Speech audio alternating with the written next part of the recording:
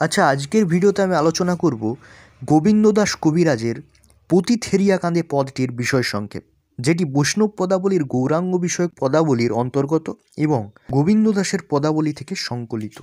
তার আগে তোমরা যদি আমার চ্যানেলে নতুন হয়ে থাকো তাহলে অবশ্যই চ্যানেলটি সাবস্ক্রাইব করবে এবং ভিডিওটি ভালো লাগলে লাইক করতে ভুলবে না। মূল আলোচনায় আসা যাক। সমাজের অবহেলিত দুর্দশাগ্রস্ত মানুষকে দেখে করুণায় গৌরাঙ্গ মহাপ্রভুর চোখ দুটি জলে ভিজে ওঠে। তাদের দুঃখ দেখে তিনি স্থির থাকতে পারেন না। সোনার চেয়েও উজ্জ্বল তার দেহ ঘন ঘন মাটিতে লুটিয়ে পড়ে। গৌরাঙ্গের এই অবস্থা কল্পনা করে কবিও যেন তার সেই বেদনা অনুভব করেছেন। মহাপ্রভুর অনুরূপ রূপের মাধুর্য এবং প্রেমের বিচিত্রভাবে কবি এমনই মোহিত হয়ে পড়েছেন যে এক মুহূর্তের জন্যও তার কথা তিনি ভুলতে পারেন না।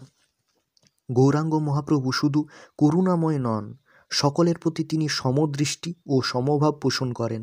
তার কাছে উচ্চ নিচের কোনো ভেদাভেদ নেই। ধনী দরিদ্র সকলকেই তিনি সমান চোখে দেখেন। বর্ণভেদ কিংবা আর্থিক বৈষম্য দিয়ে তিনি মানুষকে বিচার করেন না। লক্ষ্মী, শিব এবং বিধাতার কাছেও যে প্রেমপ্রীতি একান্তই দুর্লভ, সেই মহামূল্য প্রেমপ্রীতি গৌরাঙ্গ অনায়াসে জগতের সকল মানুষের মধ্যে বিলিয়ে দেন। শ্রী গৌরাঙ্গের মধ্যে প্রেম, দয়া ও করুণায় পূর্ণ হৃদয়ের সামর্থ্য প্রকাশ লক্ষ্য করেছেন কবি। মহাপ্রভু সমস্ত পৃথিবীকে প্রেমের ঐশ্বর্যে সমৃদ্ধ করেছেন। কবি গোবিন্দ দাসের আক্ষেপ, কেবল তিনিই শ্রী গৌরাঙ্গের সেই দুর্লভ প্রেমধন থেকে বঞ্চিত হয়েছেন।